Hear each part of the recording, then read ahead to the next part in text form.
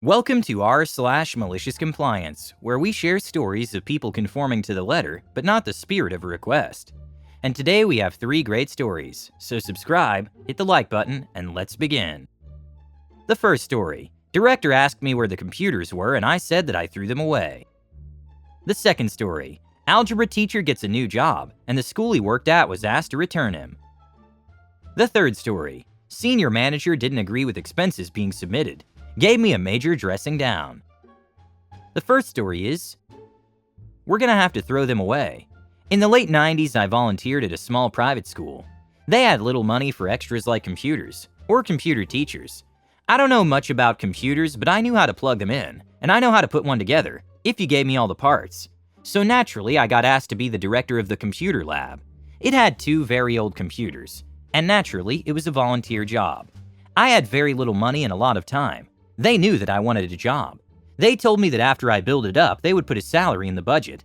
I taught classes the difference between the components, some file structure, some BASIC, some DOS, and how rebooting your computer usually solves whatever problems you have. The concept of drivers. The thing is, the director of the school hated fundraising, so my salary never got added to the budget, and the director often kept himself busy doing other things, useless things. One sunny morning, he finds me and tells me to wish him luck. If today goes right, we're gonna have a huge computer lab. He comes back from his meeting with a huge smile. I did it. I convinced a bank to donate to us their old computers. Okay, great. Now I have to set up and maintain 50 new, for us, computers. I can't wait. The computers got delivered the next week. All terminals. These were bank computers. I had no idea how to get them running. They didn't have hard drives or operating systems. The keyboard and mouse ports were different. They were not the standard PS2 at the time. I think they somehow connected to a server which did not get donated. Their monitors only did text, no graphics. They were useless to us. We needed something to run America Online, Encarta, maybe SimCity. You know, educational stuff. I had no idea how to get these to work. I tried asking the director, telling him that the 50 computers were useful.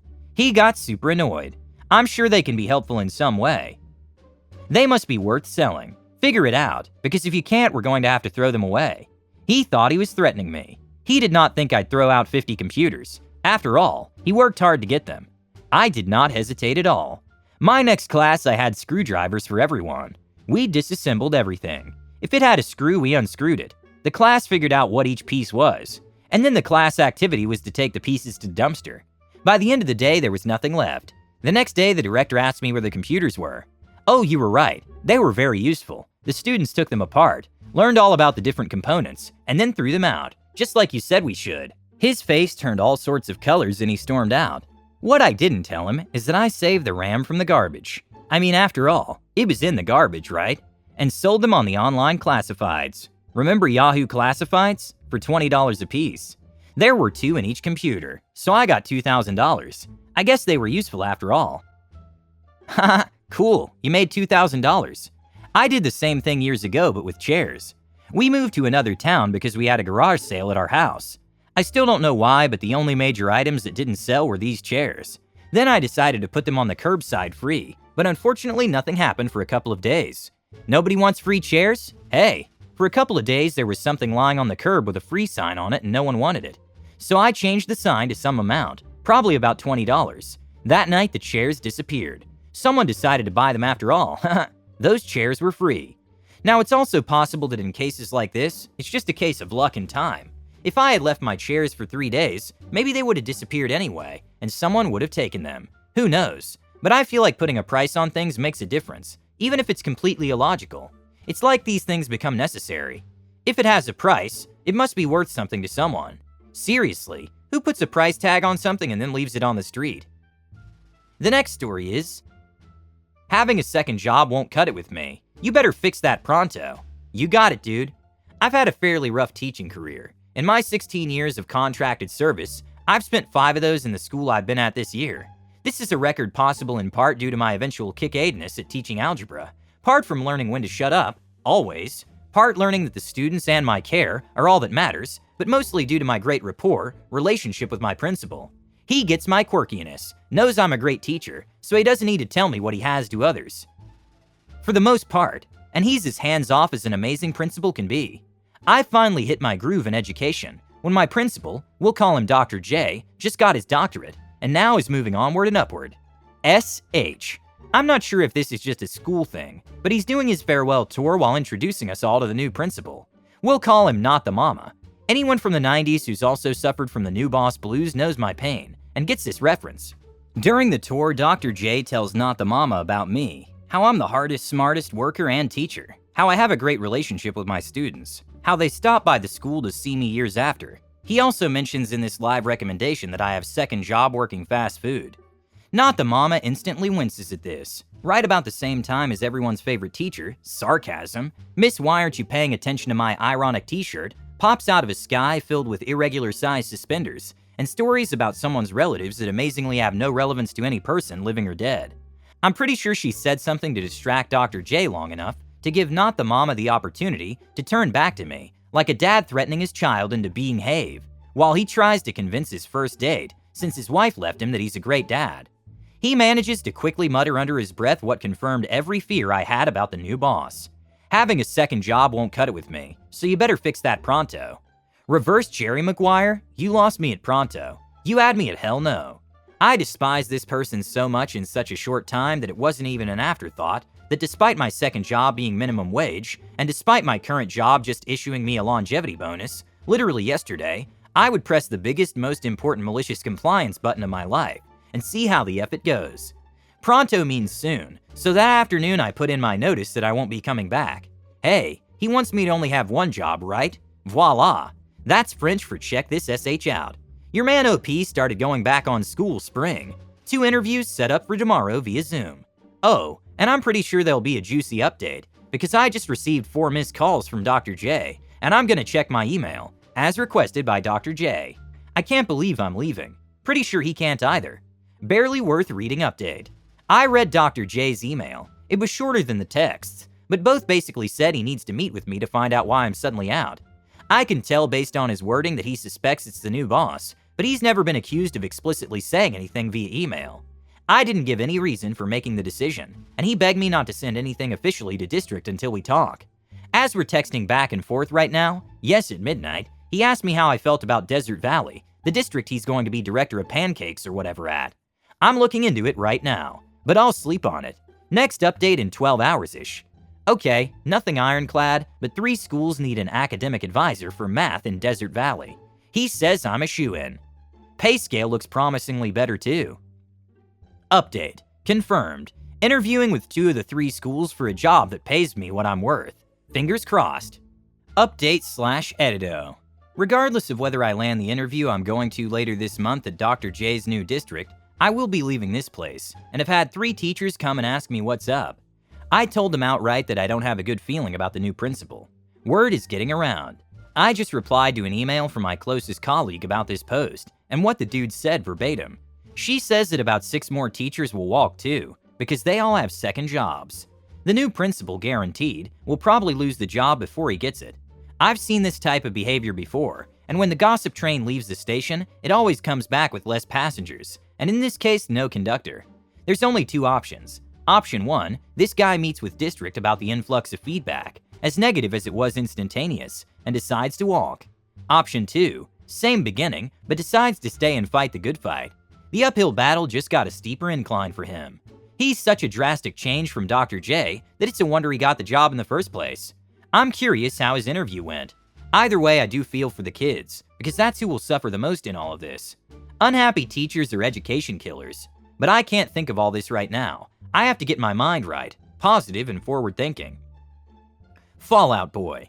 My current/old school is begging for me back. NTM won't be principal next year.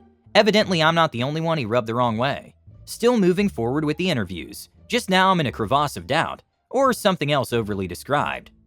Update. I interviewed for 2 schools, got offers from one already, from the one I didn't think I did so well at, and the other I'm pretty sure I've got a good shot. Decided to take the first offer just to have it not looming over my head any longer. It's $12,000 more per year than current, plus many bonuses tied to school performance that could extend that to a cool $20,000. $8K in bonuses possible, 1 per school that beats the national average. Excited to be moving on, and I'll probably still do Wendy's until I get a few new checks in the bank. It's actually less take-home work than this new academic coach job. I'm loving it. You deserve better, and I'm glad you got the new job. My point is that when someone says you need to focus on that one job instead of two jobs, you should tell them to pay you enough so you don't need a second job. The OP should have told the new boss, well, once you start paying me enough so I don't need a second job, then I won't have two jobs. The real shame is when a teacher, even with a new bonus and exemplary job, works another job. When it comes to measuring teacher success, some people forget or never realize that the true key performance indicator for teachers is to promote learning. All other indicators were created to try to quantify and measure results that are almost impossible to measure. That time can be spent enjoying life or relaxing.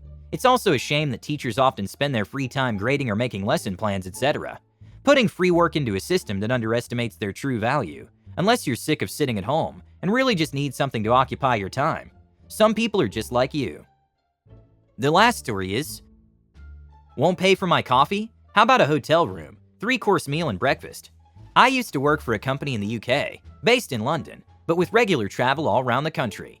We had very long hours and were required to be on site when work began at 7:30 a.m., but you could be hundreds of miles away. You were allowed to stay away, but you had to get approval from a senior manager, usually only agreed through gritted teeth because of the difficult expenses policy and the wrath of the senior manager who approved the expenses. More on this guy soon. I used to get up early, commute all around the country, often doing 2 to 3 hours in the car at a time. Most often stopping to fuel the car or just have a break, usually grabbing some breakfast and a coffee, because I was often leaving the house before it was palatable to eat breakfast. I was young and conscientious, so would buy my own breakfast, but buy a coffee separately and keep the receipt for expenses. Usually a 5-pound breakfast and a 3-pound coffee. Our expenses policy allowed me to put the whole lot on expenses, but I was conscientious. Anyway, after months of this, I submit my expense claim. My immediate manager approves it without batting an eyelid, as he can see the addresses on the receipts and the timestamps. So once a manager has approved it, the expenses would go to one senior manager to approve, for maybe 200 to 300 claims a week. Major trust issues and seriously backwards. One morning early at head office, the senior manager comes into my office and tells me to follow him. I follow him to his office where he explains to me that the company isn't here to buy me effing coffees. Long story short, I'm told to stop playing fast and loose with the expenses policy. I wasn't, and follow the rules. Here's the malicious compliance. Speaking to HR, they had a policy about work-related driving, an EU working time directive, which meant that all the early starts and late finishes had to stop immediately because it was breaching policy in the law. So the next time I had to be on site for 7:30 and was 2 to 3 hours away, I stayed in a hotel the night before. 3-course meal and breakfast all in line with the expense policy and working time policies. This continued for about a month. Because you can only submit an expenses for payment in the last week before payday. My expenses went from £100 a month to £1,000 a month. Expenses submitted, manager approved, sent to senior manager. I get a phone call to come to HQ the next day for a talk with the senior manager in HR. The following day I attend, get an absolute roasting. What the F did I say? Who do you think you are? When I could get a word in, I explained how I was traveling in line with company policy, health and safety legislation, whilst also complying with the expense policy to the letter. HR confirmed, nothing he could. Needless to say, the policy was changed some months later. I felt much better because I was well rested, fed, and working the hours I was being paid for. Some managers are silly about expenses because they like to feel like they're making important decisions and saving money. My company recently introduced unpaid overtime for travel after hours. Now I only travel during work hours and work in the evenings, so I get paid for that time. Customers don't like that I'm not on the plane most of the day, but it's company policy that we have to follow. Thank you for watching. Don't forget to subscribe and have a nice day.